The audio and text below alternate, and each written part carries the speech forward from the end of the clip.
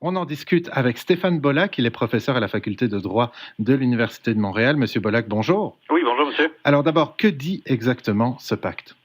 Bon, écoutez, c'est un instrument international et on l'a souligné à grands traits, vous venez de le faire de nouveau, que c'est non contraignant. À l'international, il y a fréquemment des enjeux, des problématiques comme ça qui sont régis non pas par du droit dur, un traité, une convention internationale, mais bien par des documents qui invitent les États souverains de la communauté internationale à suivre des bonnes pratiques.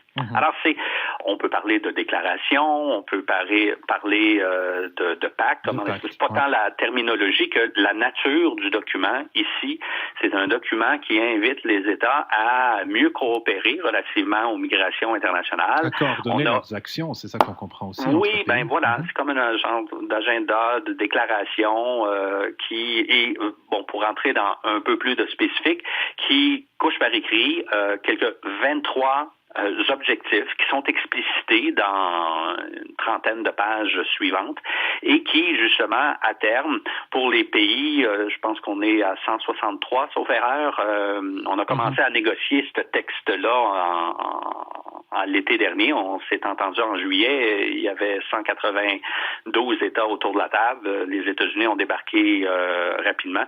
Mais de ces 192, on en a réchappé. Il y en a une vingtaine environ qui ont débarqué.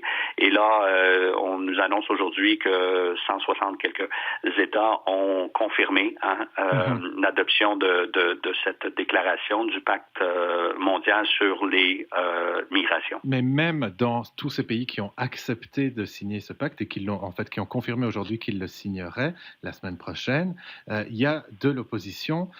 Pourquoi est-ce qu'il y a autant d'opposition à un pacte tel que celui-là? Mais c'est autant. On prend les chiffres, là, le quantitatif.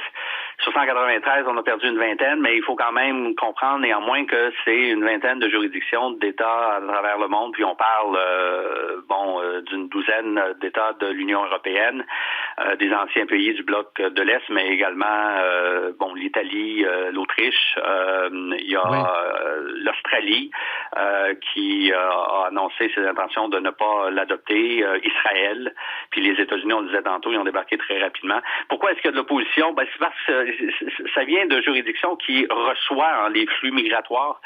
Faut quand même pas se tromper en pensant, oui, mais il y en a quand même 160, oui, mais des 160 qui ont adhéré à cet instrument international de droit mou, qui confirme les bonnes pratiques, on disait tantôt, concernant l'immigration internationale. Mais ils n'en vivent pas les conséquences positives. Il y en a beaucoup de recevoir la migration internationale, mais il y a quand même aussi des coûts associés, un fardeau pour ces États. Et les raisons peuvent varier. J'ai souvent l'impression que c'est la question de souveraineté qui pose un problème. On a l'impression qu'en signant un pacte comme ça, on enlève notre souveraineté, alors qu'on le voit bien que c'est un pacte qui n'impose rien. Ouais. Parce que Andrew Scheer parle notamment de souveraineté, le chef du Parti conservateur. Il faut faire attention, c'est certain, on le dit en toutes lettres, à plus d'une reprise dans le texte du pacte, que c'est un instrument juridique non contraignant. L'intention des partis était claire aussi en juillet dernier, qu'on ne créait pas un régime normatif qui impose des obligations internationales, pas du tout. Toutefois, de l'autre côté, c'est à cet égard que les conservateurs d'Andrew Scheer n'ont pas tort de souligner que c'est pas sans conséquences juridiques en droit interne. Pourquoi est-ce que je dis ça? Parce que ces instruments, qui soient de droit dur, encore davantage, mais également de droit mou, comme le présent pacte migratoire mondial sur l'immigration, ils ont une influence sur les dossiers traités en droit interne. Ce sont, qu'est-ce qu'on appelle dans le jargon, des éléments internationaux qui se révèlent être pertinents et persuasifs. Alors, dans ce sens-là, ça a un impact en droit interne et on craint peut-être, à juste titre, que l'on perd un peu de la pleine marge de manœuvre en matière de migration internationale. Donc, s'opposer au pacte, c'est aussi une stratégie peut-être pour certains États de réaffirmer leur position sur l'immigration à l'interne. Oui, puis disons-le, il y a des réalités qui sont fort complexes, puis on n'entre pas dans les détails, mais en Europe, avec l'Union européenne, avec des intégrations économiques, politiques et concernant la sécurité, tout ça est géré au niveau de l'Union européenne. Pour certains États, c'est une position, c'est une posture qu'on prend ainsi pour dire, mais faisons attention, on veut quand même garder un bon contrôle sur ces questions qui sont souvent difficiles liées à la migration internationale.